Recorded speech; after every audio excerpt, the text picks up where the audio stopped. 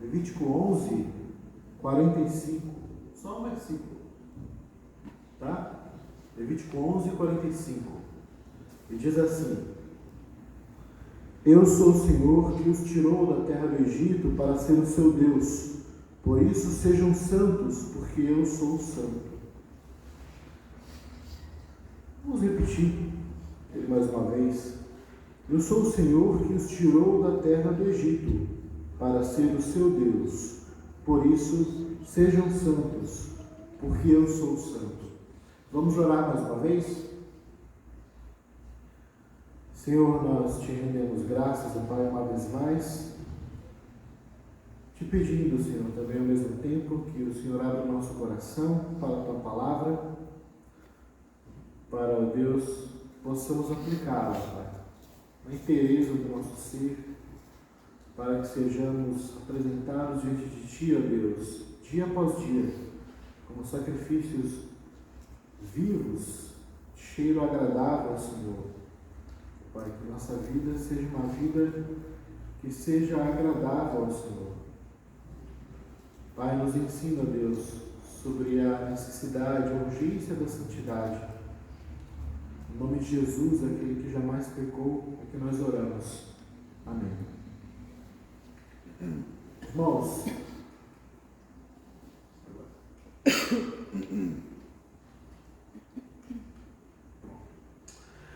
o padrão de pintas de uma onça pintada, ele é único para cada indivíduo da espécie, fazendo com que ela seja distinta de todos os outros animais, fazendo com que uma maneira de você identificá-la, ou seja, a identidade dela, está ali registrada nas pintas que ela possui. Para nós, que não temos olho treinado, na verdade confundimos onça pintada com outros bichos, com leopardo, por exemplo, que tem um padrão bem parecido, nós podemos pensar que é tudo igual, mas de modo algum. Na verdade, ali é a distinção. E ali está a identidade dela, assim como também o padrão de listra de uma zebra. O padrão de listra de uma zebra é único para cada indivíduo. Ou seja, se até os animais, eles têm, digamos que, marcadores de identidade, quanto mais nós, seres humanos, para quem a identidade é uma coisa cara, muito cara, especialmente nos tempos de hoje. E o que é que nos diferencia então de outras pessoas? O que é que você poderia dizer que seria, por exemplo, a sua característica básica de identidade que te faz de alguma maneira distinto dos outros? Você poderia dizer que seriam fatores étnicos, Talvez até, inclusive, para muitos de vocês, esse seja um fator importante, por serem parte de uma colônia. Pode ser também elementos culturais. Por exemplo, eu vim de fora de São Paulo. Embora a minha etnia seja a mesma da maioria dos paulistanos, mas a minha cultura é muito diferente. E eu posso pensar, no meu marcador, meu grande elemento de identidade no qual me identifico e digo, eu sou isso, a minha nordestinidade, sabe? Eu posso pensar que elementos culturais, então, seria um fator, digamos que básico. E o que é que eu quero dizer com básico? É aquilo que se você tira, não sobra nada. Básico vem de base, fundamento, certo? Ou seja, se você tira, todo o edifício esmorece. Tradição familiar, quantos de nós não tem uma identificação forte com a família? Pode pensar que não, isso é o que me define. Minha família, o jeito como eu fui criado, o modo como a gente faz as coisas, E muitas vezes, por exemplo, quando a gente casa, a gente quer reproduzir na nossa casa exatamente tudo o que vivemos, a maneira como vivíamos na casa dos nossos pais, esquecendo que casamos com uma pessoa com uma experiência completamente diferente. Mas a nossa tradição familiar pode ser um grande marcador básico, fundamental da nossa identidade. Traços de personalidade, o famoso bordão da música de Gabriela, eu nasci assim e vou morrer assim, nunca vou mudar. De você simplesmente entender que não, é porque eu tenho um temperamento muito forte, eu sou desse jeito, não levo o desaforo para casa. sabe? Ou então, não, é que eu sou muito tímido, eu não tenho como mudar. Você pode fazer de um traço da sua personalidade a característica básica, fundamental da sua identidade. Profissão também, olha que coisa engraçada. Quando alguém pergunta o que é que nós somos, verbo ser de essência, nós costumamos responder o quê? A nossa profissão. Por quê? Porque no mundo pós-industrial, no mundo capitalista, é assim de fato. O trabalho consome grande parte da nossa vida, de tal maneira que o que é que nós somos? Aquilo que fazemos. Então, se alguém te pergunta o que é que você é, na maioria das vezes você vai responder como? A sua profissão. Eu sou pedreiro, sou engenheiro, sou advogado, sou médico, enfim. E muitas pessoas, não são poucas, se definem pelo trabalho, de tal maneira que tire isso dela, não sobrará nada da sua identidade. Até time de futebol, coisas menores, como time de futebol, prática de um hobby, de repente você pode entender que sua identidade é um hobby que você pratica, um esporte, ou um jogo que você joga, enfim. Várias dessas coisas podem ser bases, mas não são bases tão fortes quanto essa aqui que o livro de Levítico apresenta como qual deve ser a característica básica da identidade do povo de Deus. Se você é povo de Deus, você precisa se atentar para o que o livro de Levítico quer falar para você. Para nós, pode parecer realmente muito distante aquilo que o livro de Levítico fala, porque ele é um livro que quando você lê, você, dá aquela preguiça mesmo, porque é um livro cheio de regras, e regras que você simplesmente não segue, porque não fazem mais sentido cultural, digamos, para vocês. E também fala de coisas duras e de sacrifícios, é um livro cruento, falando de animais, de entranhas, e separa a gordura, separa a cabeça. É um livro que de tal forma me incomoda tanto que nessa semana surgiu uma notícia muito inusitada. A PETA, uma organização não governamental muito famosa de proteção aos animais, pediu ao ChatGPT para reescrever partes da Bíblia que seriam ofensivas aos animais. O Levítico, então, teve que ser todo reescrito, porque Levítico é uma matança de animais do início ao fim. Mas não é porque o Senhor não gosta dos animais, muito pelo contrário. É porque o Senhor ama por demais os seres humanos e precisava viabilizar a relação dele com estes seres humanos. E desde a fundação do mundo, do universo, que o preço do pecado é preço de sangue. E aí nós vemos aquela matança toda, nós vemos todos esses elementos que para nós parecem estranhos, como a alimentação muito específica daquele povo que nós simplesmente não seguimos, regras que parecem realmente muitas vezes estranhas a nós, mas elas têm todo um sentido. E o fundamental é que elas querem dizer algo para o povo de Deus. Vocês precisam ter a identidade de povo de Deus. Era isso que Levítico deveria dar àqueles israelitas e quer dar a nós também hoje. Uma identidade de povo de Deus.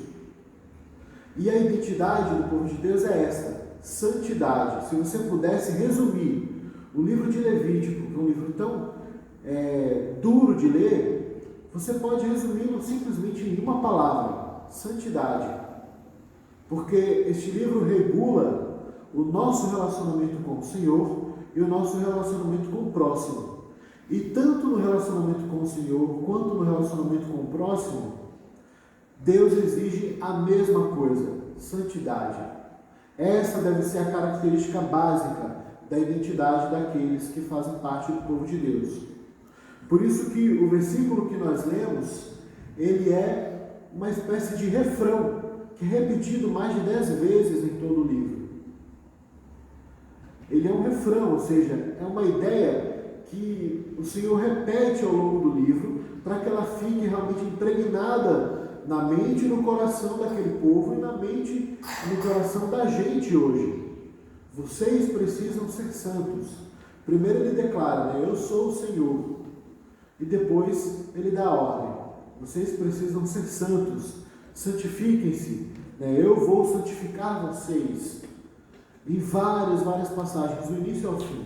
E uma regrinha de interpretação que serve especialmente para a Bíblia, mas essa é uma regra para qualquer texto, é de que se há uma frase, se há uma ideia que é repetida do início ao fim, é porque ela provavelmente é a ideia central, é a coisa mais importante do texto.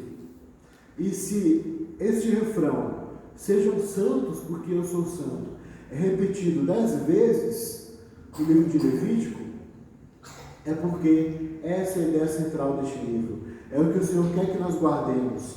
Sejamos santos, porque a santidade tem que ser sua identidade básica. Sim, e santidade muitas vezes nós entendemos de uma maneira equivocada, mas ela é fundamental. Irmãos, a palavra de Deus em Hebreus, e Hebreus é uma espécie de chave para você entender o livro de Levítico, tá? Uma experiência, quando vocês estiverem lendo, fazendo sua leitura anual da Bíblia, ou decidindo ler o livro de Levítico para estudar, lê o livro de Hebreus, ou a carta aos Hebreus, melhor dizendo, junto com ele, porque ele vai explicar várias e várias passagens desse texto. E uma das coisas que Hebreus fala é que sem santidade ninguém verá a Deus. Sem santidade ninguém verá a Deus. Não há possibilidade então de comunhão com Deus se não for com santidade, porque Deus é um Deus santo. Quando o livro de Levítico é dado ao povo no deserto, ele é dado sob a seguinte condição. Nós vimos na semana passada que o tabernáculo foi construído. O tabernáculo era o centro da adoração de Deus no meio do povo de Israel e era a representação física da presença de Deus, ou seja, Deus decide habitar com o seu povo. Só que o seu povo é um povo sujo, é um povo pecador. Como Deus Santo pode ter comunhão com o povo pecador? E aquele povo, inclusive pecador, tinha acabado de cometer um grande pecado, um pecado de idolatria, que foi a construção do bezerro de ouro. Aquele bezerro, irmãos, tem uma consequência muito grande para o povo de Israel. A tal ponto do Senhor, por exemplo, quando faz o tabernáculo, deixar de falar com Moisés de dentro da tenda e falar com Moisés agora com distância. E tratar então o povo de maneira com certo estranhamento. Para quê? Para que eles entendam que, olha, vocês precisam se reaproximar de Deus. Mas para isso, para que Ele realmente habite no meio de vocês, vocês precisam se santificar. Vocês precisam ser tornados santos. Porque do contrário, não há a menor condição de comunhão com Deus. Sem santidade, ninguém verá o Senhor. Por isso que Levítico repete tanto essa ideia. Seja santo como eu sou santo. Todas aquelas leis, todos aqueles mandamentos, melhor dizendo, porque a lei é uma, todos aqueles mandamentos, eles eram mandamentos que compunham esse marcador de identidade. Por exemplo, os mandamentos relacionados à alimentação, que são o contexto da passagem que a gente acabou de ler, Levítico 11:45, ao final de toda uma sessão de dieta. Qual dieta que eles tinham que ter? Que na verdade aqui é basicamente uma lista negativa, que vocês não devem comer. O que ele não disse que é para não comer, está liberado. Mas aquilo que você não devia comer, está aqui de maneira clara, que eles entendiam muito bem do que se tratava. E para que servia isso? Servia para que eles se diferenciassem, vissem que eles eram diferentes dos outros povos. De que quando Deus disse que ia fazer deles uma nação santa e uma propriedade especial, particular, peculiar de Deus, Ele estava falando sério. E olha, vocês vão ser diferentes dos outros, diferente dos seus vizinhos cananeus, para onde vocês vão, diferente dos egípcios de onde vocês vieram. Vocês são diferentes. A dieta, então, específica que o israelita tinha que obedecer, ela era, na verdade, uma amostra de que, olha, toda a inteireza da nossa vida é tocada pela necessidade de santidade de Deus. Como é que, então, esta dieta é aplicada a nós hoje, que podemos comer carne de porco e camarão? O Senhor liberou, tranquilo.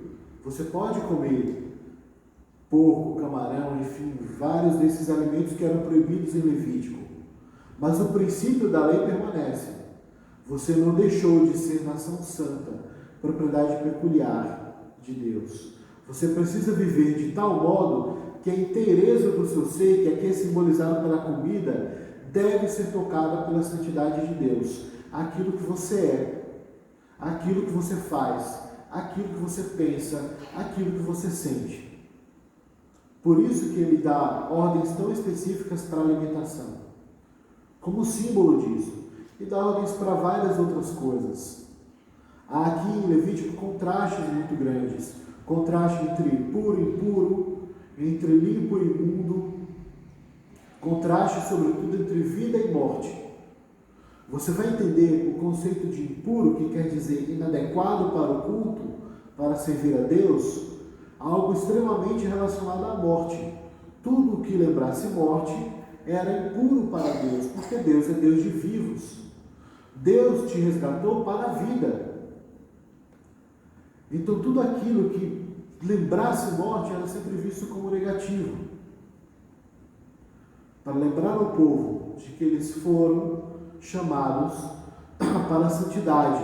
E santidade não é uma coisa ruim, muito pelo contrário. Isso é relacionado a ter vida. Por isso que o Senhor diz que aquele que crê nele terá vida em abundância.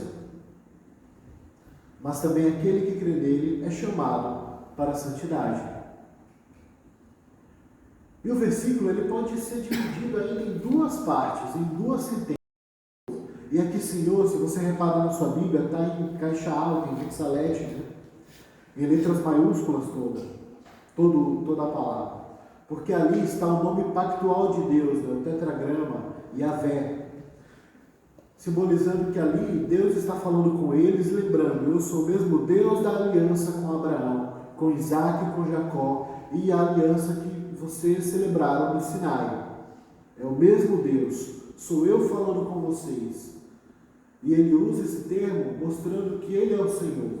Ele é o Senhor daqueles que ele libertou. Então, se ele te libertou, se ele tirou você do seu Egito, porque o Egito, ele simboliza para nós o domínio do pecado, as trevas, né, o período em que estamos sem Cristo. Então, ele é o seu Senhor. E se ele é o seu Senhor, ele faz exigências. E você deve se submeter a ele. Do contrário, ele não é o seu Senhor. Ele não te libertou do Egito. Ele não te está trazendo para uma terra prometida. Ao mesmo tempo, ele termina esta parte do versículo, essa sentença, lembrando uma outra coisa, que ele tem uma aliança com você. Veja como é muito bonito quando ele diz assim: eu sou o Senhor que os tirou da terra do Egito para ser o seu Deus. Ou seja, esse é o objetivo. O Senhor nos resgatou para que ele fosse o nosso Deus e nós fôssemos o seu povo. Aquele povo no deserto deveria compreender isso. E olha como é interessante o Senhor dizer: não, e eu vou pertencer a vocês como Deus, e vocês me pertencerão como povo. Uma troca que indica relacionamento, compromisso, né? Pacto, como a gente tem visto. Esse é o objetivo. Mas para que isso viesse a ocorrer, tem que haver santidade. O povo deveria ser santificado. Porque do contrário, como eles teriam um relacionamento pactual com Deus, sendo Deus santo? Eles precisam consertar isso. Isso precisa ser consertado. É interessante que o mesmo livro de Levítico vai nos dizer que é o próprio Senhor que santifica. É por isso que a segunda sentença nos ensina que nós devemos ser verdadeiros imitadores do Deus Santo. É, na verdade, um chamado para a imitação mesmo. É por isso que imitar a Cristo é um mandamento recorrente no Novo Testamento, né? Paulo diz àqueles a quem ele escreve: sejam meus imitadores como eu sou de Cristo, ou seja, me imitem, imitando Cristo. E é isso que o Senhor também está falando para o povo aqui no deserto, que está sendo chamado para a santidade. E fala também para mim e para você: seja um verdadeiro imitador do Deus Santo. Se Deus é santo, seja santo também. O Senhor, ele condena a nós quando nós queremos ser deuses, quando queremos ter o poder que ele tem, a soberania que ele tem, aquelas características de Deus que Deus não divide com ninguém: a sua glória, o seu poder, a sua onisciência. Ele não divide isso com ninguém, mas há atributos, coisas, características de Deus que ele faz questão e fez o ser humano para comunicá-las ao ser humano: o amor, a honestidade, a verdade, a generosidade, a santidade, a justiça. Ou seja, o Senhor criou o ser humano para ser santo. E lembra, santo significa o quê? Ser separado para o uso exclusivo do sagrado, para o uso exclusivo de Deus. Isso era uma coisa santa no meio de Israel, tá? Uma coisa santa é uma coisa separada para o uso apenas para o culto e a adoração ao Deus vivo. E quando ele diz que um povo, uma pessoa, deve ser santo, ele está dizendo: você, por inteiro, precisa ser separado para a adoração a Deus. E aí você diz: isso significa o quê? Que eu tenho que ficar 24 horas por dia, 7 dias por semana na igreja, cantando e orando? Não. Significa que tudo aquilo que você faz lá fora, toda a sua vida, tem que ser um ato de adoração. E o domingo é apenas o cume, digamos que a cereja do bolo. Depois de toda uma semana de adoração, todos nós nos juntamos para, juntos enquanto povo, adorarmos ao Deus que na verdade já temos prestado culto com a nossa vida no dia a dia.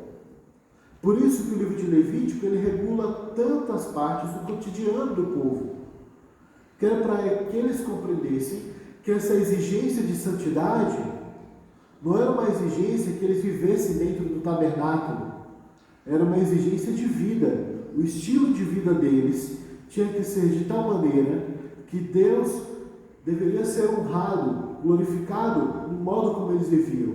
E de que maneira? Eles deveriam atender a todos os mandamentos que Deus havia dado, observá-los. Por isso que, a partir do capítulo 17 de Levítico até o seu final, são basicamente regras sobre como se relacionar com o próximo. Dizendo: olha, a primeira parte de Levítico, do capítulo 1 ao 16, regula o culto, os sacrifícios, como você se achega a Deus. Porque se Deus é soberano, Ele também regulamenta o modo como você o cultua. Não é segundo a nossa invenção, é segundo como Deus fala. E isso também serve para nós hoje.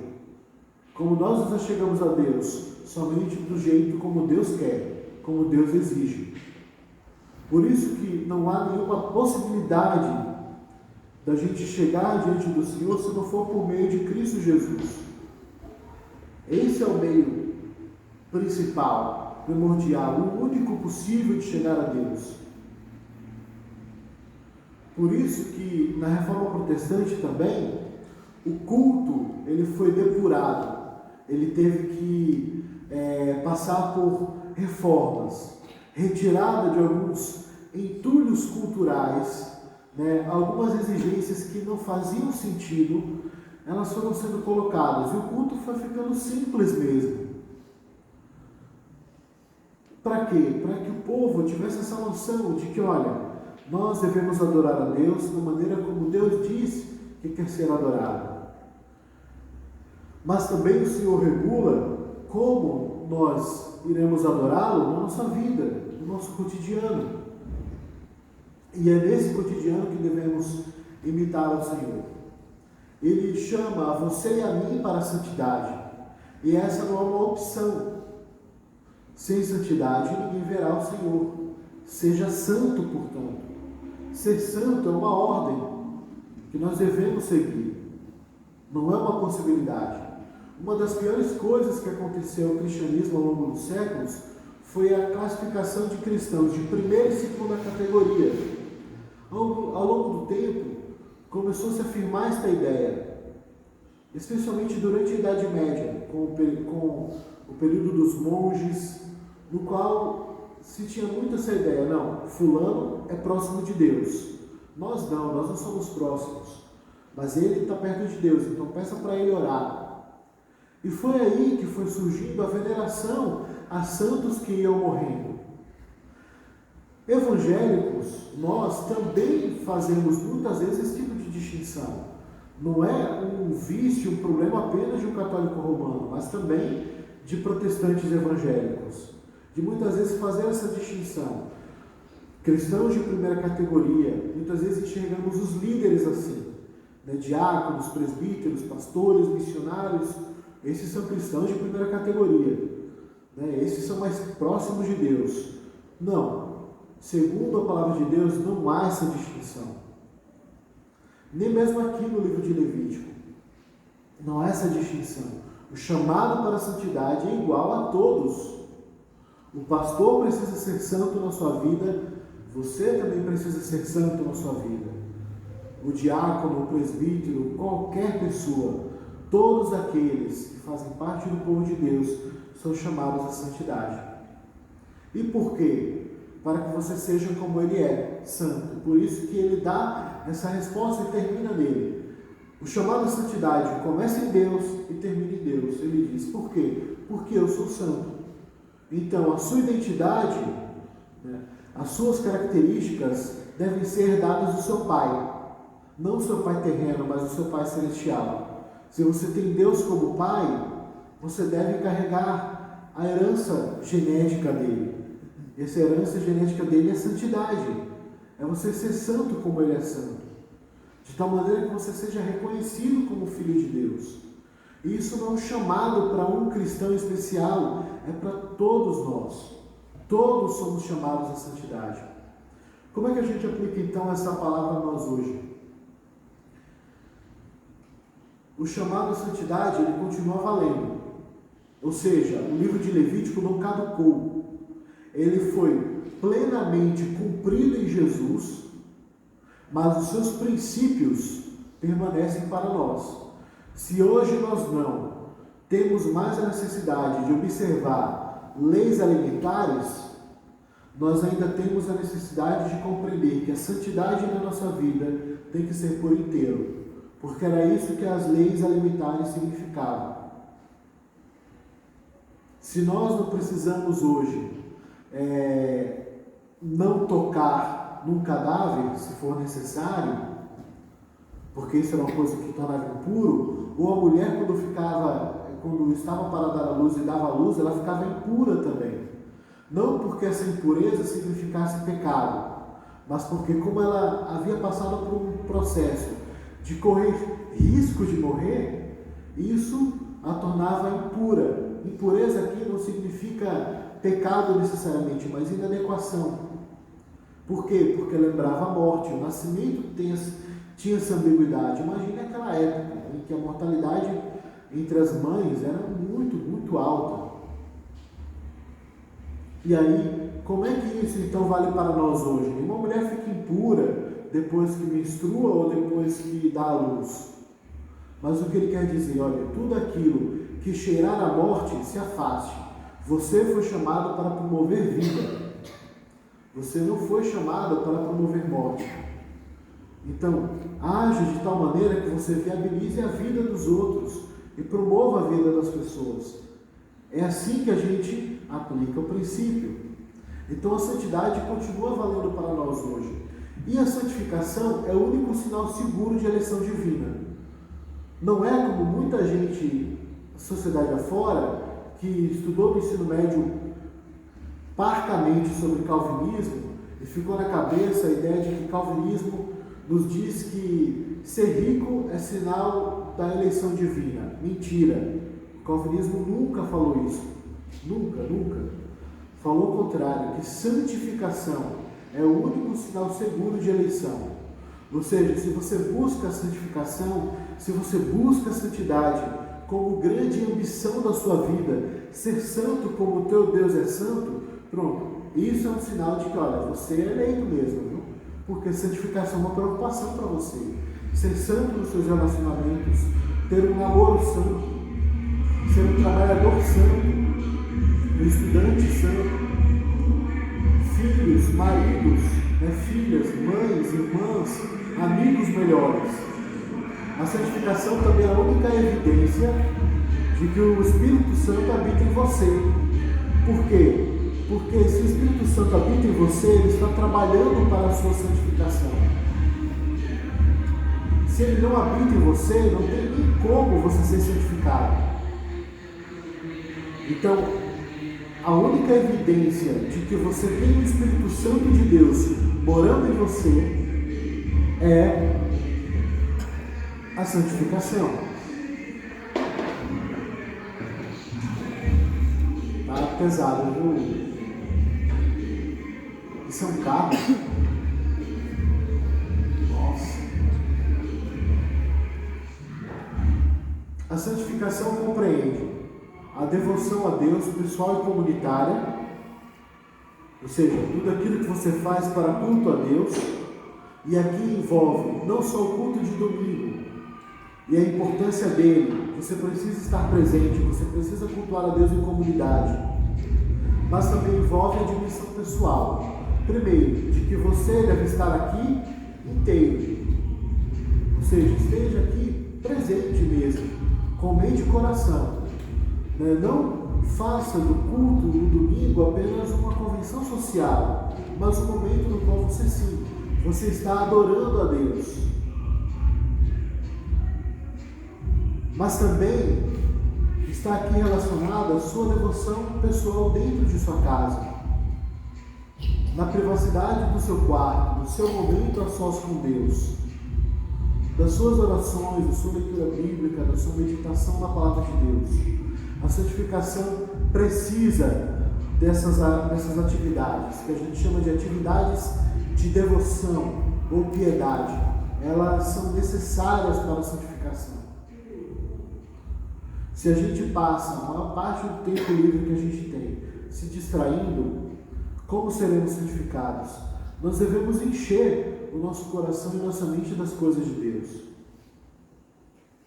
E ela também está relacionada à vida prática, pessoal, familiar, social, profissional, ministerial, tudo aquilo que a gente faz, colocando em prática aquilo que nós recebemos de ensinamento do Senhor. E a santificação só é possível, para concluirmos, irmãos, se estivermos unidos a Cristo. Não há possibilidade de termos qualquer início de santificação, sermos tornados santos, se antes de tudo nós não estivermos unidos a Jesus. Porque Ele é a nossa santificação. Ele é a garantia que nós morreremos no meio do processo, porque a gente não vai chegar à perfeição nesta parte da existência, mas seremos recebidos pelo Senhor. Porque a santificação, ela só é possível para quem foi justificado primeiro. E graças a Deus, a nossa justificação, ela é plena. Ela não precisa da nossa santificação. Por quê? Porque em Cristo já somos santificados. E ao mesmo tempo que nós já somos santificados em Cristo, Ele também nos proveu de tudo que é necessário para a nossa santificação. O quê? Ele nos proveu a sua palavra, Ele nos proveu amigos e amigas, irmãos e irmãs de caminhada cristã. Sim, a igreja, ter irmãos e irmãs junto com você, nos bancos da igreja, que caminham com você, são instrumentos de Deus para a sua santificação. Assim como também te deu liderança, te deu pessoas que te ensinem a palavra de Deus, que possam te dar conselhos segundo a palavra de Deus.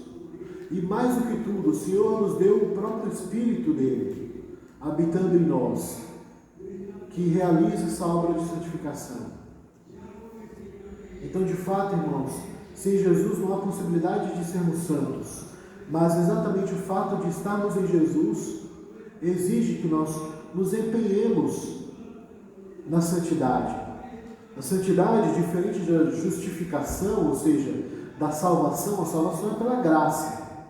Mas a santificação exige um suor da nossa parte, exige um esforço nosso, de vencer tentações, de sermos obedientes, mesmo quando a nossa vontade não está inclinada para fazer a vontade de Deus.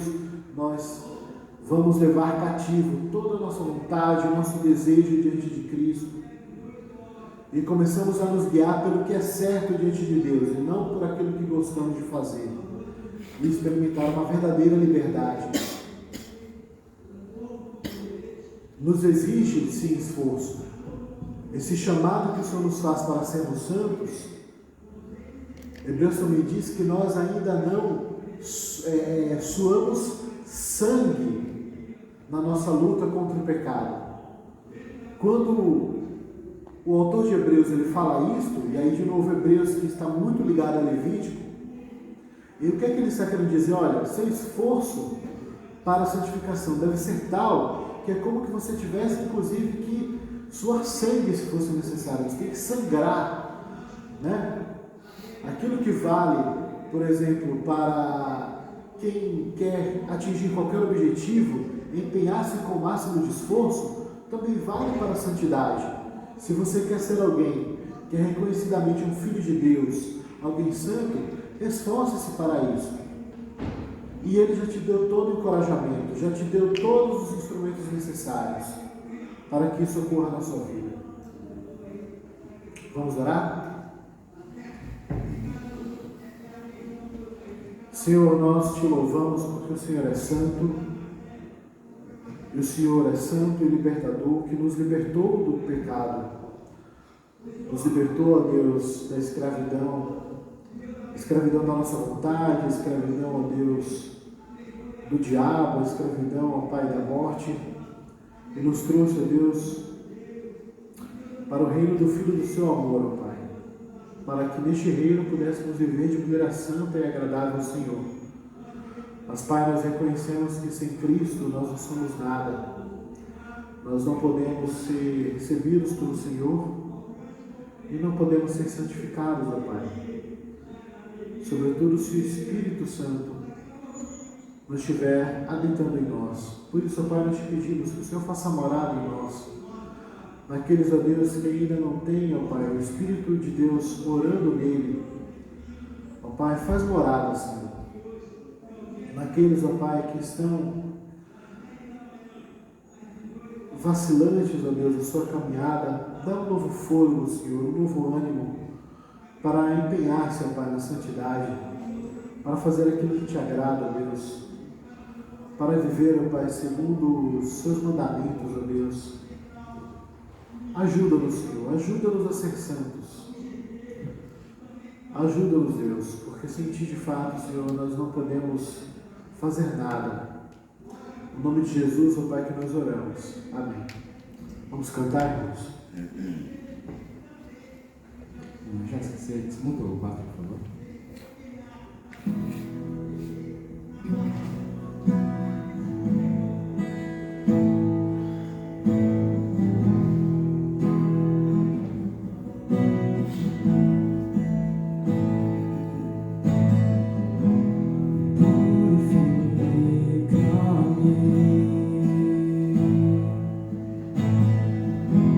Santifica-me.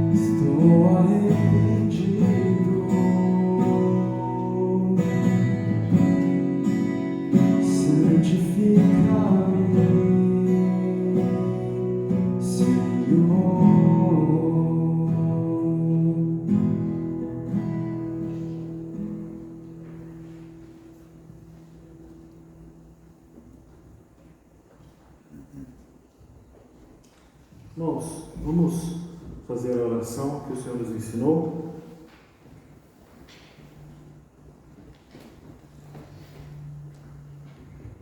Oremos todos juntos. Nos colocamos de pé, por favor. Pai nosso que estás nos céus, santificado seja o teu nome. Venha o teu reino. Seja feita a tua vontade, assim na terra como no céu. Dá-nos hoje o nosso pão de cada dia. Perdoa as nossas dívidas, assim como nós perdoamos.